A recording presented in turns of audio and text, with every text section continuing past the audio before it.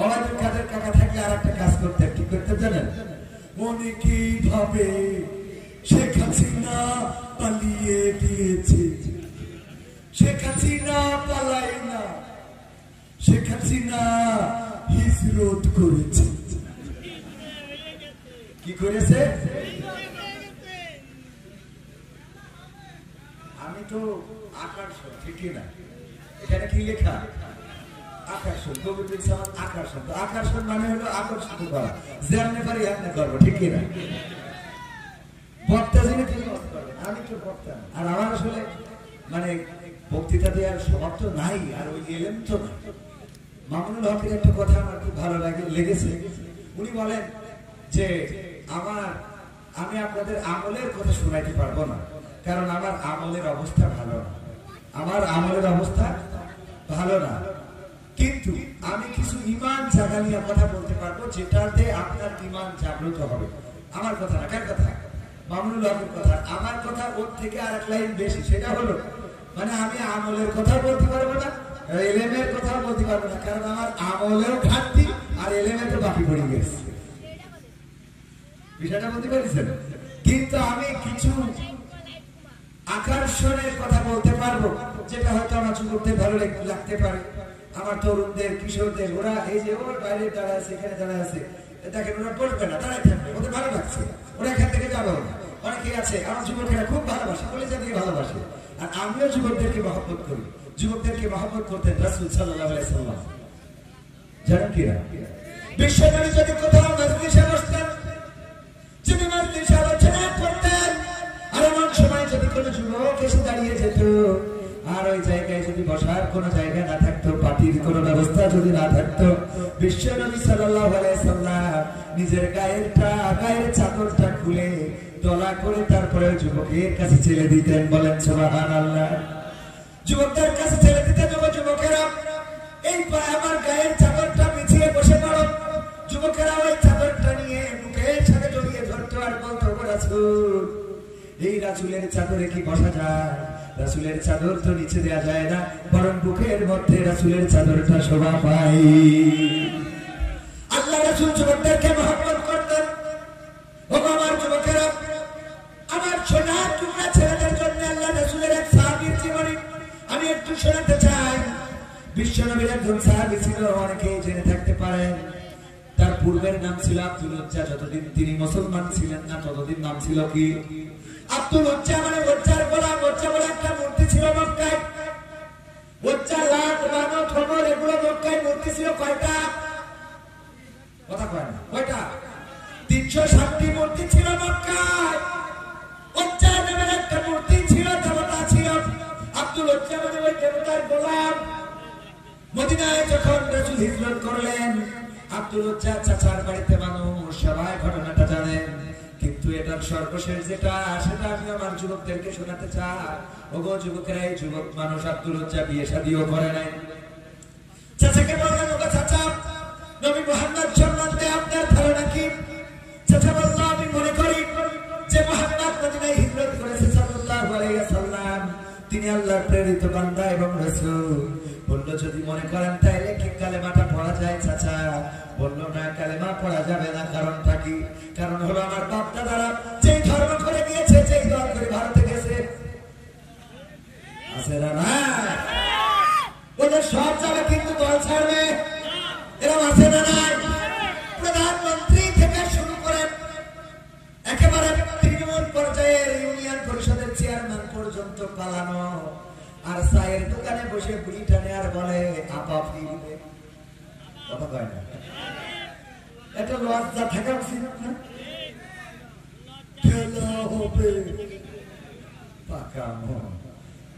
একেবারে প্রধানমন্ত্রী থেকে শুরু করে ইউনিয়ন পরিষদের চেয়ারম্যান পর্যন্ত পালাই গেল। এখনো তুমি আশা করো তোমার বুবু আসবে, আসবে, কিন্তু বুবু আইবা, তুমি আইবা গো, তুমি আইসা বুবু সিয়ার পাইবা না। ঠিক আছে, ঠিক?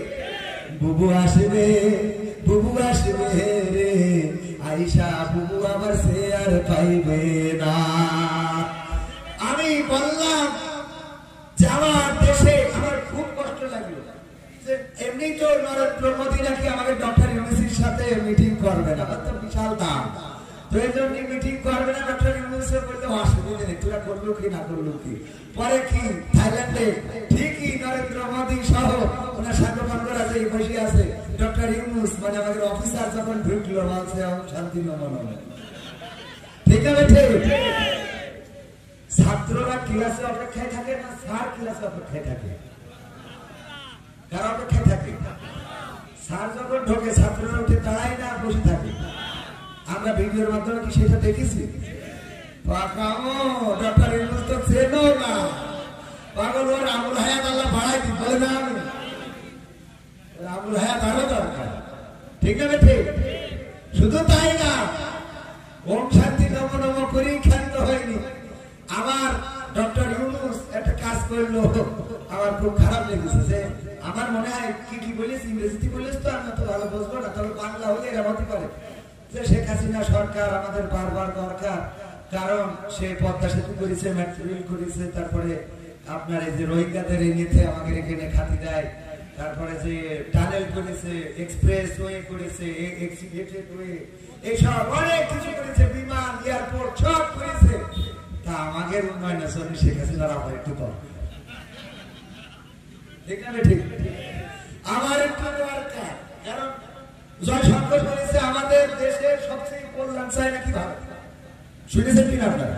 জয়শঙ্কর বলেছে আমাদের দেশের কল্যাণকামী নাকি সবচেয়ে অন্য দেশের তুলনায় বেশি হলো ভারত। এই জন্য আমার কথা হলো, যদি এত কল্যাণকামী হোস তাহলে আমাদের দেশে সেই নেত্রী এত উন্নয়ন করলো, ওর আব্বা দেশ দিয়ে গেল, সেই নেতৃত্ব নিয়ে গেলি কল্যাণ আমাদের দরকার আছে না? ডক্টর ইউনূস বলল তুই আমাকে কারেন্ট দিবি না, আদানির কারেন্ট বন্ধ করে দে, তুই আমাকে পানি দিস নে, অসুবিধা নেই, মানে অসুবিধা নেই বলিনি, বলিস এগুলো তো দিতে হবে, তাও যদি না দিস তোর দিবি না, অসুবিধা নেই, তোর আলু ওর না দিলেও কোনো অসুবিধা নেই, কিন্তু আমাকে নেতৃত্ব দে, ঠিক না ঠিক।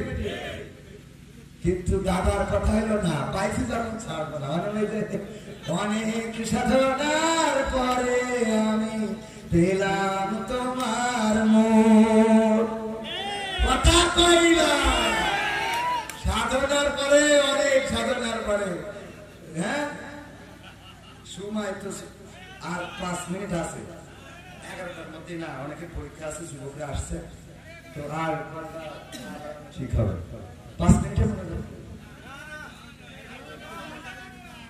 হ্যাঁ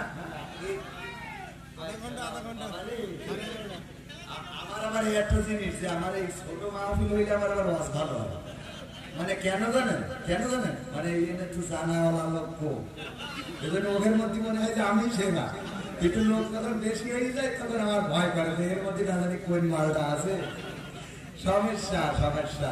আল্লাহ আমার হেদায়েত করে বলেন, আমি এখন মানসিক হেদায়েত চাই না, আমার চাই।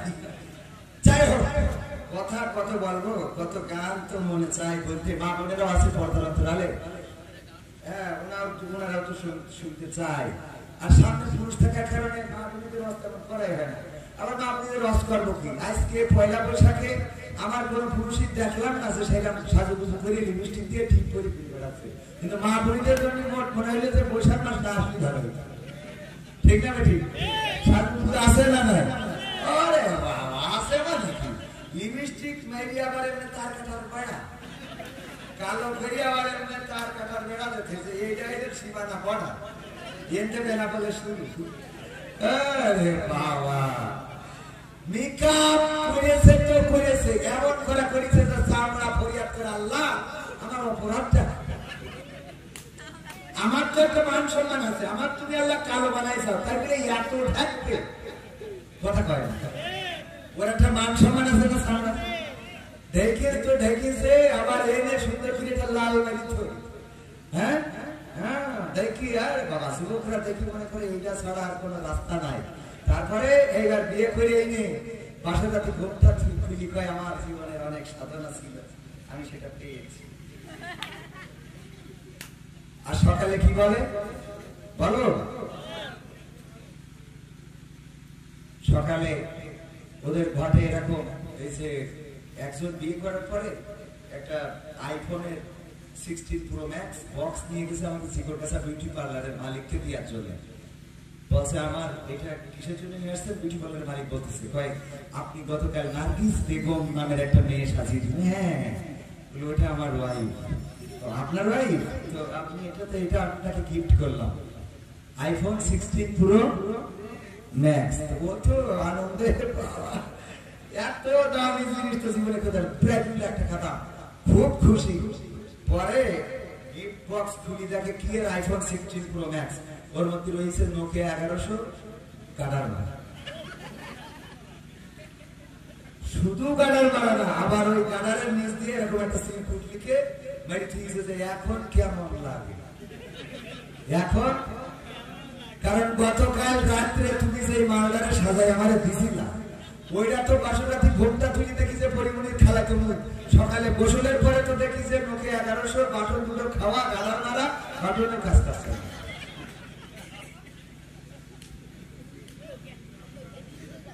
ঠিক হবে ঠিক আছে না নাই এরপরে একটা গান গাই ওটা মনে পড়ছে না কি যেন আমার ক্যামেরাম্যানকে বলতে পারবে যে আমি মরি না কেন আমি পারি না আর পারি না আমি কেন মরি না আজরাইল কি চিনে না আমারে গো আমি পারি না আর পারি না হয়তো 2 দিন পরে মরবো আগে বললে কি ক্ষতি ওরে এই দুনিয়ার গান তামাশা বুঝলাম না রে একরতি ও আমার ঘরের রমণী সে যে কালে জাগিনি শিকর গাছের মিউজিক পার্লার আমার বাজাই রোবার পায় আমি পারি না আর পারি না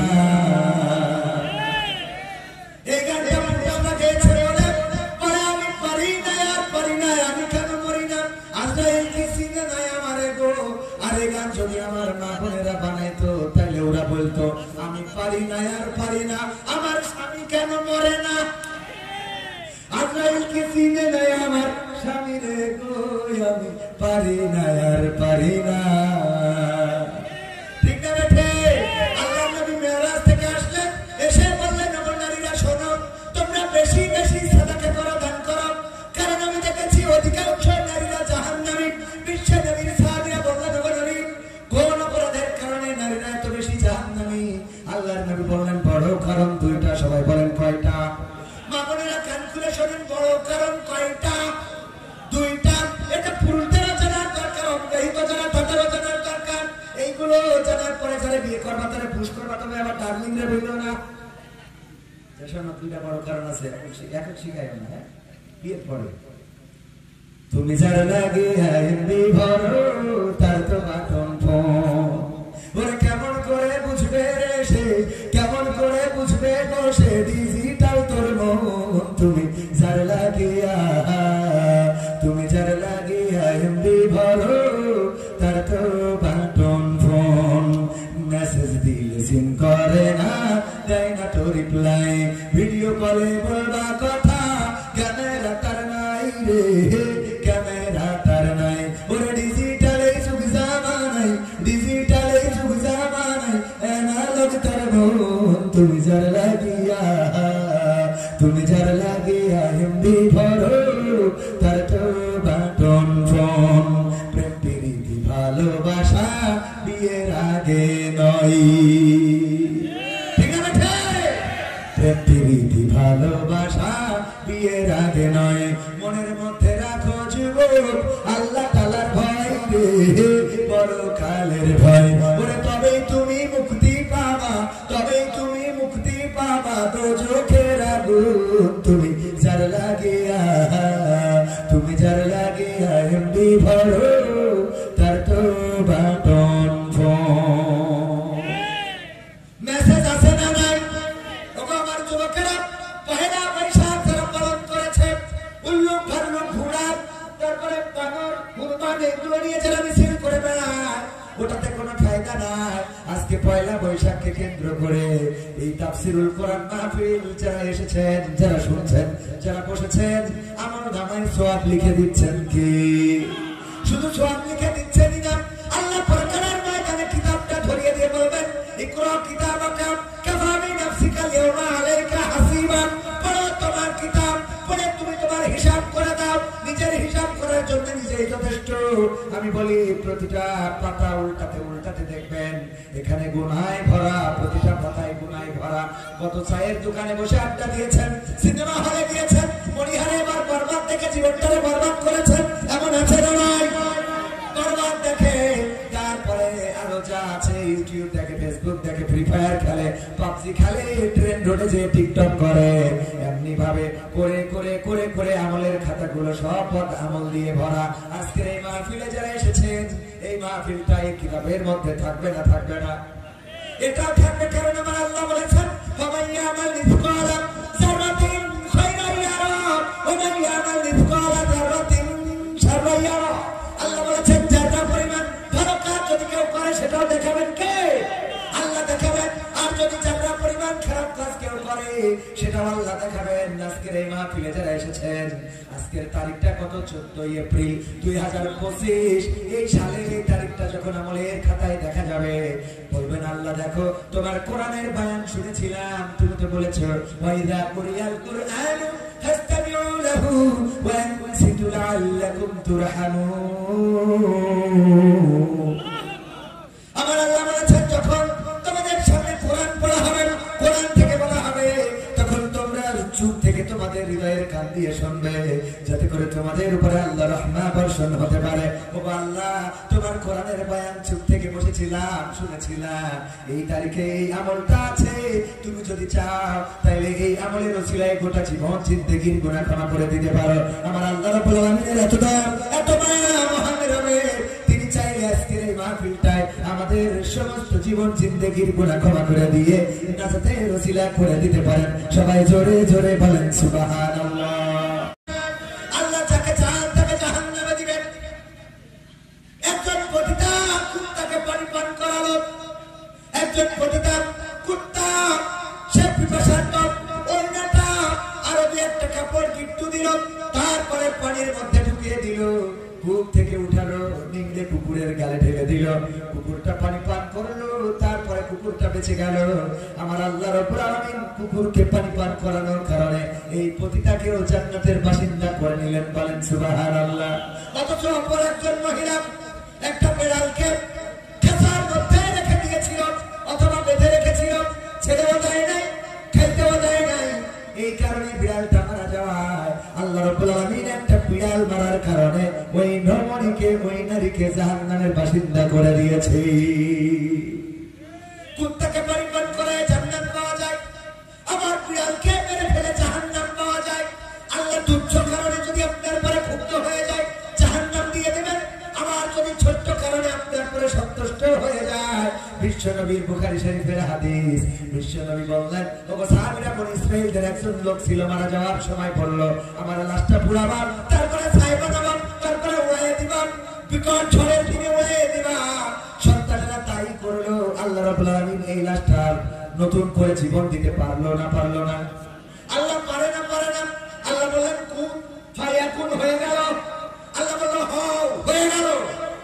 যখনই হয়ে গেল আল্লাহ বললেন, ওগো বান্দা, তুমি কেন তোমার সন্তানদের এমন নসিহত করেছিলে যে তুমি মারা যাওয়ার পরে লাশটা পোড়াবে, তারপরে ছাই বানাবে, তারপরে উড়াইয়ে দেবে? কোন কারণে তুমি এমন নসিহত করেছিলে? আল্লাহর নবী বললেন, ওগো আমার সাহাবীরা শোনো, বনি ইসরাঈলদের ওই ব্যক্তি বলল, ওগো আল্লাহ, আমি সারাটা জীবন গুনাহ করেছি, অপরাধ করেছি, জেনা করেছি, ব্যভিচার করেছি, তোমার হুকুম আহকাম তরক করেছি। ওগো রব, আমি জানি তুমি আমারে ধরবা আর শাস্তি দিবা, শুধুমাত্র তোমার কাছে ধরা খাওয়ার ভয়ে আমি বলেছিলাম আমার সন্তানদের যেন লাশটা পুড়ে ছাই বানায় উড়াই দেয়, যাতে তুমি আমারে ধরে শাস্তি না দিতে পারো। তোমার ভয়ে আমি এই কাজটা করেছিলাম। আমার আল্লাহ রাব্বুল আলামিন বললেন, ওগো আমার বান্দা শুনে নাও, তোমার মনের মধ্যে আমার কাছে ধরা খাওয়ার ভয় থাকার কারণে তোমার গোটা জিন্দেগির গুনাহ আমি ক্ষমা করে দিয়ে জান্নাতি করে দিলাম। আল্লাহর ইখতিয়ার আছে না নাই? তিনি কাউকে কৈফিয়ত দেন না, তিনি কাউকে জন্ম দেননি এবং তাকে কেউ জন্ম দেয়নি, তার উপরে কেউ নেই, তার স্রষ্টা বলে কেউ নেই। তিনি এক এবং তিনি একক, তিনি কাউকে জবাব দেন না, তিনি ঘুমান না, তিনি খান না, তিনি আমাদের অভিভাবক। তিনি যাকে চান তাকে ফকির বানান, যাকে চান তাকে আমির বানান। প্রমাণ যদি নিতে চান, সেই শেখ হাসিনা বললো 41 সালের আগে ক্ষমতা ছাড়বে না, সেই শেখ হাসিনা হাসিনা বলল যে আমরা 41 সাল তো ছাড়বই না, বরং ওই চেয়ারে বসে বলেছিল পদ্মা সেতু থেকে ডক্টর ইউনূসকে টুস করে ফেলে দেবে। আল্লাহ রাব্বুল আলামিন বলল তুমি যারে ফেলে দিতে চাইলে আমি তারে কুড়াই এনে তোমার ওই চেয়ারের মালিক বানাইয়ে দিলাম। আল্লাহ পারে না এরপর যাদের হেদায়েত হবে না ওদের হেদায়েত আর নসিবে নাই। কথা কয় না, এইটুকু চিন্তা করলে তো হয়ে যায় যে চেয়ারে বসে বলেছিল পদ্মা সেতু থেকে টুস করে ফেলে দেবে পদ্মার মধ্যে, সেই চেয়ারে যারে ফেলবে সে আমার ওই চেয়ারের মালিক, এখন সে আমার ওরে ফেরত চাচ্ছে। লাগবে আমাদের, ঠিক না বেঠে? আল্লাহ পারে না চেয়ারের মালিককে। এরপরে যাদের লজ্জা হয় না ওদের অবস্থাটা এমন। মাহমুদুল হাসান জিহাদি আমার বাবার সময়ের বক্তা ছিলেন, সাতক্ষীরায় বাড়ি, মারা গিয়েছেন আঘোর গাড়িতে। আমার সাতক্ষীরার ব্যাংকার আছেন এখানে, সাতক্ষীরার মানুষ। উনি ওয়াজ করতে যেতেন, ছোটবেলায় আমরা শুনতে যেতাম। উনি বলতেন একবার ওয়াজ করে রাত্রে ফিরতেছে, দেখে লাউজনের ওই সমিলির সামনে ওই জায়গায় বসে একজন রাতি ওই যে প্রকৃতির কাজ সাইতেছে। প্রকৃতির কাজ বোঝেন তো, মানে পায়খানা করতেছে, পায়খানা করছে। মাহমুদুল হাসান জিহাদি বাইকে প্রবেশ করে বেড়াতেন। বললো যেন চিন্তা করলাম যেহেতু এমন জায়গায় পায়খানা করতেছে এটা তো ঠিক না, রাস্তার পাশে একটু মোটরসাইকেলের লাইটটা ঘুরাই ধরলাম ওর দিকে, যেন লজ্জা পেয়ে আর জীবনে এই কাজ না করে। ও এত লজ্জা পেয়েছে যে লুঙ্গি তুলে মুখ ঢেকে চুপচাপ বসে আছে, লুঙ্গি তুলে মুখ ঢেকে চুপচাপ বসা, মানে এত লজ্জা পেয়েছে যে নিচে দিয়ে আমফান, সুনামি, টর্নেডো সব হোক কিন্তু উপরে যেন বাতাস না লাগে, ঠিক না বেটে? এদের অবস্থা হলো সংসদের প্রধানমন্ত্রী থেকে শুরু করে সব চলে গেল, আর চায়ের দোকানে বসে বলেন নেত্রী ফিরবে। আবার অনেকেই চায় রাজপথে ঝড় মিছিল করে। আমি বলি 16টা বছর ক্ষমতায় ছিলে, 16টা মাস ধরতে পারছাও না, কাঠি কিন্তু একটাও থাকবে, কথা কয় না থাকবে। 16টা বছর ঘুমাতে দেওয়া নাই, নির্যাতন করেছ, নিষ্পেষণ করেছ, জুলুম করেছ। আমার ইসলামী আন্দোলনের নেতা কর্মীদের হাতে হাত করা, পায়ে ডান্ডাবাড়ি, জানাজা গিয়েছে, পায়ের ডান্ডাবাড়ি খোলা হয় নাই, মায়ের জানাজা, বাবার জানাজা, হাতে হাত করা। আরে পায়ে ডান্ডাবাড়ি, বৃদ্ধ মানুষ হাসপাতালে গিয়েছে, হাসপাতালের খাটের সাথে হাতের হাত করা, আর একটা হাত করা ওই খাটের লোহার সাথে আপনাদের চোখের সামনে পড়েছে না পড়ে নাই? এখন আবার অনেকে রাতে হাত করা দেখলে যারা মায়া দেখায়, ওরা কারা জাতি জানতে চাই, ঠিক না বেঠে? ওরা কারা? আল্লামা সাঈদীর জানাজা ঢাকা শহরে পড়তে দেয় না। যেই ঢাকা শহরের বাসিন্দা তিনি, যেই ঢাকা শহরে জীবনের অনেকটা সময় পার করেছেন, সেই ঢাকা শহরে জানাজা করতে দিল না। গুলি করে আমার ভাইদেরকে শহীদ করা হলো। আমি নিজেই আল্লামা সাঈদীর কবর খনন করার সুযোগ পেয়েছিলাম। আল্লামা সাঈদীর কবরে এই হাত দিয়ে লাশটা ধরে নামানোর সুযোগ পেয়েছিলাম। ও আমার ভাইয়েরা, ওই দিন যখন ফিরে আসি, বাগেরহাটে আমাদের গাড়িগুলো ভাঙচুর করা হলো। সাতক্ষীরায় আমাদের বাগেরহাটে আমাদের গাড়িগুলো ভাঙচুর করা হলো, আমাদের ভাইদেরকে রক্তাক্ত করা হলো। শুধু তাই নয়, খুলনার মিছিল এখন অনলাইনে আছে। খুলনায় আমার আল্লাহর ওলিরা মিছিল দিল। খুলনার ইহুদি দেলোয়ার হোসাইন সাঈদী, বলেন নাউজুবিল্লাহ। কত বড় জাহেল! যেই মানুষটার হাতে অসংখ্য পথের মানুষেরা পথের দিশা পেয়েছে, যেই মানুষের ওয়াজ শুনে, যেই মানুষের আলোচনা শুনে অসংখ্য বেধর্মী ইসলাম কবুল করেছেন, যেই মানুষের ওয়াজ শুনে দাড়ি কাটা মানুষেরা দাড়ি রেখেছেন, বেনামাজিরা নামাজ ধরেছেন, যেই মানুষটার কথা শুনে ইসলামী আন্দোলনের নেতা কর্মী যারা ছিল না ইসলামী আন্দোলনের পথে এসেছে, সেই মানুষটাকে বলল খুলনার ইহুদি দেলোয়ার হোসাইন সাঈদী, এই বলে তারা কবর দিতে দিল না। আল্লামা সাঈদীর কবর হয়েছে বাংলার জমিনে, এমনকি তার নারী পোতা আছে এই জমিনে, সেইখানে। কিন্তু আল্লাহর ওলি যারা মিছিল দিয়েছিল, তোমাদের কবর হয়তো বাংলার জমিনে জুটবে না, বাংলার জমিনে তোমাদের কবর হয়তো জুটবে না। এমপিরা সব কোথায় গেল? মন্ত্রীরা সব কোথায় গেল? কোথায় কাদের কাকা? তাদের সারা দেশটা এখন লাগে ফাঁকা ফাঁকা। পালাবো না, পালাবে না, পালাবে না, যাই না তো দেখা, পালাবে না চাই না তবু দেখা। তাদের সারা দেশটা এখন লাগে ফাঁকা ফাঁকা, ওদের সারা দেশটা এখন লাগে ফাঁকা ফাঁকা। আইনমন্ত্রী আটকে গেল আইনের ফাঁকে, দাড়ি ছাড়া দরবেশের ভণ্ড ভণ্ড লাগে।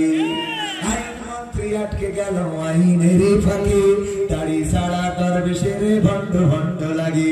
শুনছি কত নেতা নেত্রী খাইতেছে ভাই ডান্ডা, বিচারপতি কালামানিকের ফাটিয়েছে আন্ডা। পলকেরও ঝলক গেল, পলকেরও ঝলক গেল থামিয়ে নেটের চাকা। তাদের সারা দেশটা এখন লাগে ফাঁকা ফাঁকা, ওদের সারা দেশটা এখন লাগে ফাঁকা ফাঁকা। কোথায় গেল কই গেল সেই সংসদেতে মমতাজের গান, কোথায় গেল হযরত বালা স্বামী মুসলমান। মনে আছে না নাই আমার সংসদে আমার আপা মমতাজ আপা গান শোনাতো, পিতাকে নিয়ে মাতাকে নিয়ে বোনকে নিয়ে। আর যখন নেত্রী চলে গেল আমার মমতাজ আপা কোনো গান ডেলিভারি দিল না। ঠিক না বেঠে? আমি বললাম ওরে নেত্রী, ওরে মমতাজ আপা, তোর মতো নেম খারাপ হয় না। ওরে জাহেল, ওরে নেম খারাপ, ওরে বেঈমান, তুই তোর যখন প্রেমিক শাখা দিয়ে চলে গেল তখন গান গাইলি। ওরে ও রিক্সাওয়ালা তুই ধীরে ধীরে চালা, তোর সাথে বলবো আমার মনে কত জ্বালা। তোর প্রেমিকের থেকে শেখ হাসিনা কি কম কুয়া হয়ে গেল? কথা কয় না। এরপরে যখন তোর স্বামী টাকা দিয়ে চলে গেল তখন আমার গান গাইলি। বন্ধু যখন বউ লইয়া আমার বাড়ির সামনে দিয়া রঙ কইরা হাইটা যায় ফাইটা যায়, ও বুকটা ফাইটা যায়। গেছে না গাই নাই? অথচ নেত্রী চলে গেল, কোন ফাটাফাটির গান হলো না। ঠিক আছে? এই জন্যই বললাম বেঈমান নেম খারাপ। আমি শিখাই দিলাম ওগো মমতাজ আপা একটা নরমাল গান তো গাইতে পারো। আমার সোনার ময়না পাখি কোনটা দোষে দাদার কাছে গো,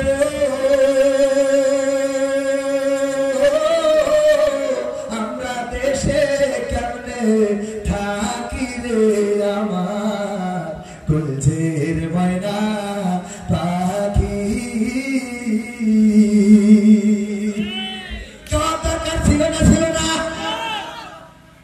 কিন্তু গাইল না, হয়তো বা গাচ্ছে। কি গাচ্ছে? ও আমার দরদি আগে জানলে তোর ভাঙা নৌকায় চড়তাম না, ভাঙা নৌকায় চড়তাম না, এই বিপদে পড়তাম না। ভাঙা নৌকায় চড়তাম না, এই বিপদে পড়তাম না। ওরে বর্ডারে দেখাইলাম ধরা, বিসিটাও তো পাইলাম না। আগে জানলে তোর ভাঙা নৌকায় চড়তাম না। কই গেল সেই সংসদেতে মমতাজের গান, কোথায় গেল হযরত বালা স্বামী মুসলমান। মনি আছে কারাগারে, পাপ করিলেও পাপ কখনো ছাড়ে কি আর তারে। কোথায় গেল স্পিকারের, কোথায় গেল স্পিকারের দৃষ্টি আঁকা ফাঁকা, ওদের সারা দেশটা এখন লাগে ফাঁকা ফাঁকা। তাদের সারা দেশটা এখন লাগে ফাঁকা ফাঁকা। কোথায় গেল আরাফাত আর ব্যারিস্টার সুমন, কথা বলার সময় তারা করেনি ওজন। গরু দেখছি দেখা দিব তোমরা খালি খাইলিবা। ঠিক না? ছাত্রলীগের গায়ে কোট পড়লে তারা কোনো ভয় থাকে না, তারা কি থাকে না, মৃত্যু ভয় পালিয়ে যায়। মৃত্যু ভয় পালায় যায়, পুরা পালালি। হয়ে গেল সেই সংসদেতে মমতাজের গান, কোথায় গেল হযরত বালা স্বামী মুসলমান। কই গেল সেই আরাফাত আর ব্যারিস্টার সুমন, কথা বলার সময় তারা করে নিয়োজন। মুরগি কবির খাইছে ধরা, জাফর কোথায় আছে, গোপনে কি সেও গেল মোদি দাদুর কাছে। কোথায় গেল সালামের, কোথায় গেল সালামের কারি কারি টাকা, তাদের সারা দেশটা এখন লাগে ফাঁকা। লাগে না লাগে না? কেন লাগে? কারণ আগে যখন আমরা বেগুনি পাইতাম না, বেগুনের দাম বেড়ে গেল, সুন্দর করে নেত্রী শিখাই দিল যে তোমরা কুমড়ো দিয়ে বেগুনি বানাও। কুমড়ো দিয়ে কি বানাও? কুমড়ানি না বানায় কি বানাইতে কইছে? বেগুনি। তারপরে আবার যখন কাঁচামরিচের সংকট দেখা দিল,